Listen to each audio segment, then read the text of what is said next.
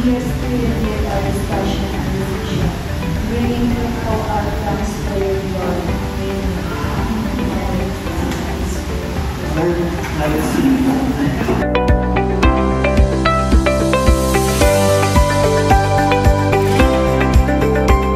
So, good afternoon everyone.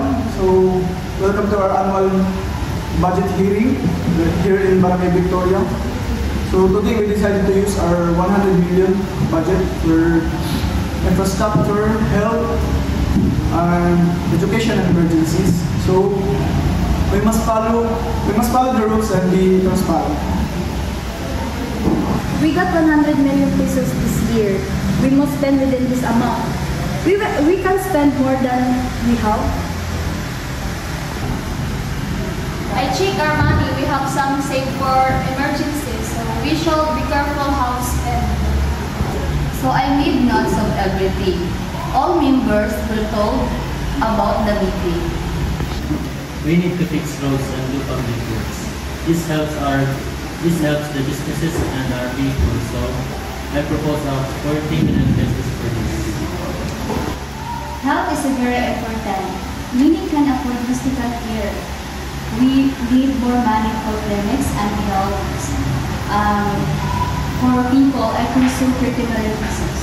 Okay. School needs more money for books and classrooms, and especially the teachers. This helps our future kids. I propose 20 million. We need to be clear where the money goes. People want to know. Everyone should have a say in how money is spent. We need fair decision. We want money spent wisely. No waste, no more taxes.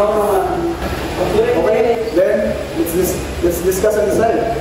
Okay, so fixing roads now and saves money later. But health is important. People might suffer. Can we give a fair share to all? We can spend more than 100 pesos million to compromise. Be clear about money for each part. Spend wisely, and balance is key. Okay, so we decided on the budget. Each part gets money for doing our 100 million pesos. Okay, so thanks for working together.